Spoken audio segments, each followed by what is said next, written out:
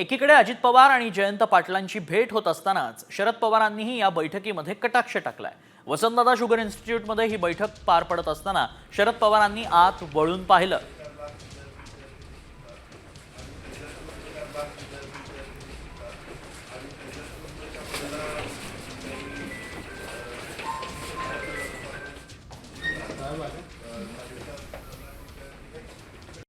Comscore नुसार आता isakal.com आहे देशातील नंबर 1 ची मराठी न्यूज वेबसाईट। प्रत्येक अपडेटसाठी isakal.com ला नक्की भेट द्या।